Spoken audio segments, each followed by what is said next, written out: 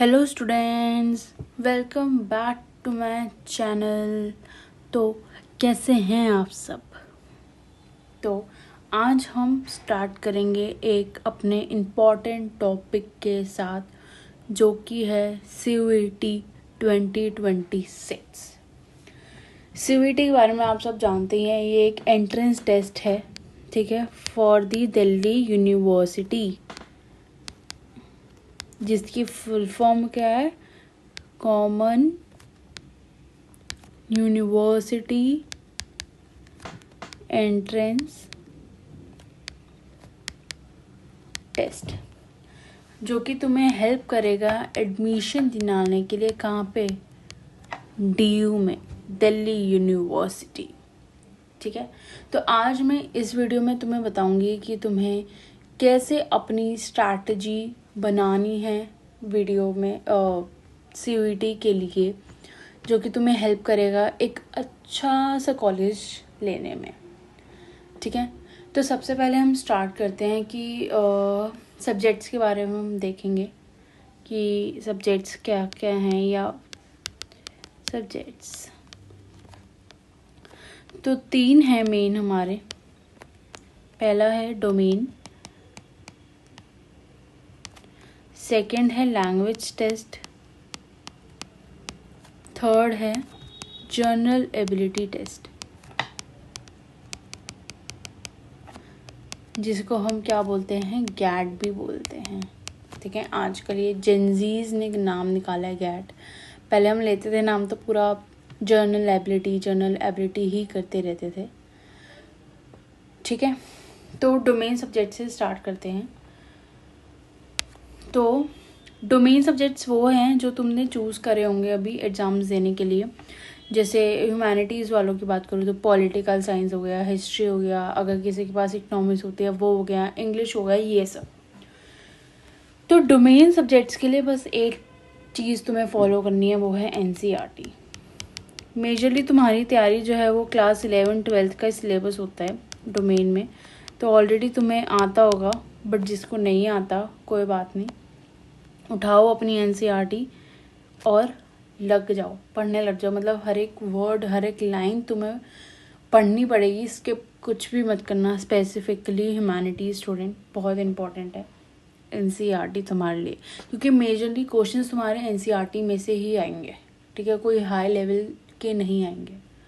ठीक है, तो NCERT स्किप मत करना। डोमेन सब्जेक्ट्स के लिए NCERT सबसे ज़्यादा मेन है। और अगर तुमने NCERT स्ट्रॉन्ग कर ली, हर एक लाइन तुम्हें याद हो गई, तो मतलब तुम 70% से लेकर 80% प्रिपेयर हो CUET देने के लिए। डोमेन सब्जेक्ट्स NCERT मान लो तुम्हारे लिए इतनी इंपॉर्टेंट है। तुम्हारे ये हो गया NCERT तुमने पढ़ ली क्लास 11-12 की दोबारा। ठीक है, मेजरली 12th की, मैं तो कहूँगी मेजरली 12th की, 11th की का। उसके बाद तुम्हें करने हैं PYQs। ठीक है, एक बुक ले लो। अगर तुम्हें चाहिए कि रिसोर्सेज हम क्या फॉलो करें, कैसे करें, तो उसके ऊपर भी मैं एक वीडियो बना दूँगी, कमेंट कर देना। ठीक है, तो PYQ सॉल्व करो। उसके बाद ये है डोमेन सब्जेक्ट्स के लिए। हम आते हैं अब लैंग्वेज के लिए। लैंग्वेज में मेन कॉम्प्रिहेंशन लगा लो और प्लस वोकैबुलरी। कॉम्प्रिहेंशन जब तुम कर रहे हो, उसमें से अगर तुम्हें एक वर्ड लग रहा है कि हाँ ये तुम्हें डिफ़िकल्ट लग रहा है, अपने साइड में लिख लो, बाद में अपना मीनिंग सर्च करो।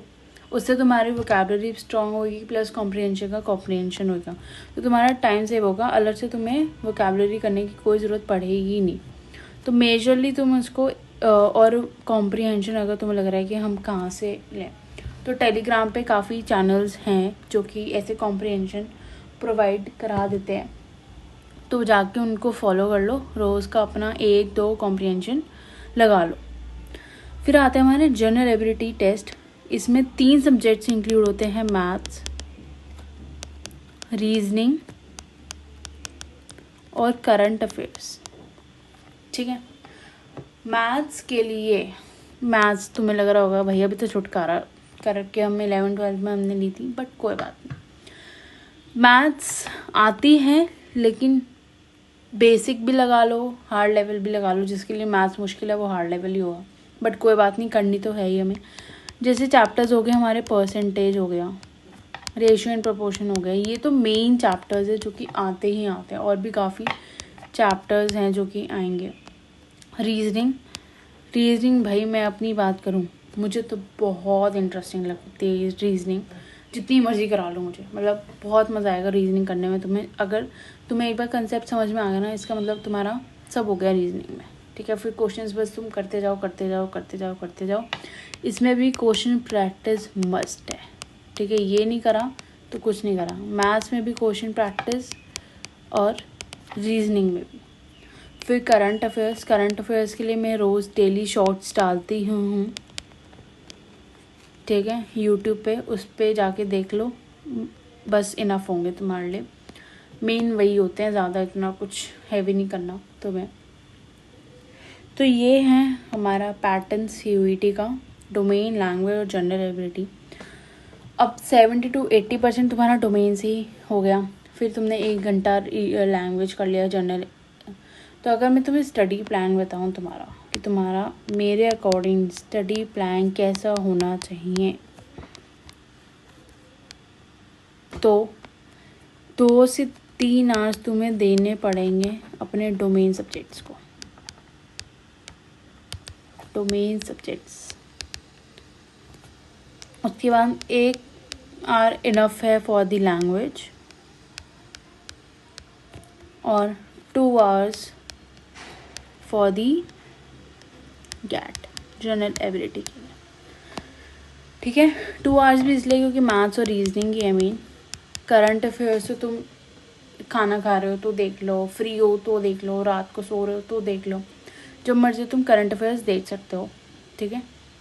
तो ये होना चाहिए तुम्हारा स्टडी प्लान। 2 से 3 घंटा डोमेन सब्जेक्ट्स, 1 घंटा लैंग्वेज और 2 घंटा गैट। तो और रात को अपना रिवीजन करना जो भी तुमने पढ़ा है, और वीकेंड्स पे मीन्स सैटरडे संडे तुम करोगे PYQs प्लस मॉक।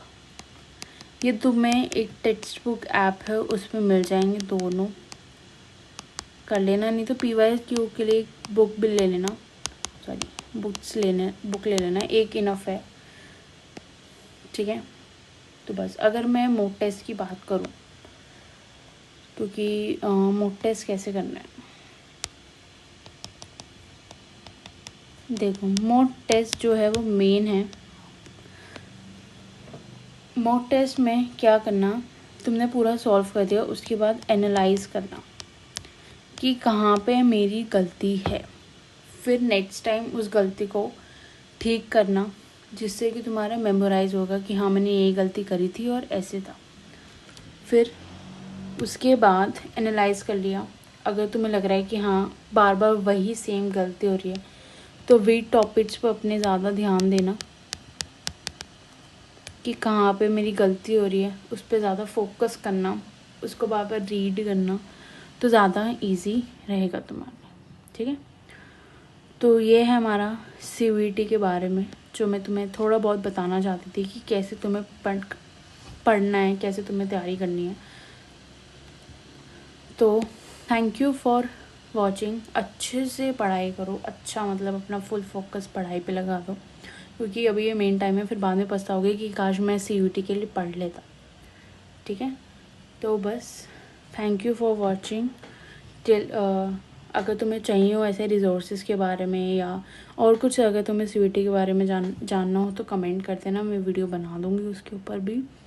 सो अपनी प्रिपरेशन जो है वो स्टार्ट कर दो। ऑलमोस्ट 1 मंथ ही है तुम्हारे पास बस तैयारी करने के लिए। अभी ये मत सोचो कि अभी मेरे बोर्ड्स ख़त्म हुए हैं तो अभी मैं रिलैक्स करूँगा, नहीं। उठाओ कॉपी, दोबारा अपनी पढ़ाई पे लगो। कॉलेज में एडमिशन हो जाएगा फिर तुम रिलैक्स मार लेना, ठीक है। तो नेक्स्ट वीडियो के लिए फॉलो करो, सब्सक्राइब करो। Till then keep learning, keep shining, love you, tata, bye bye, thank you for watching.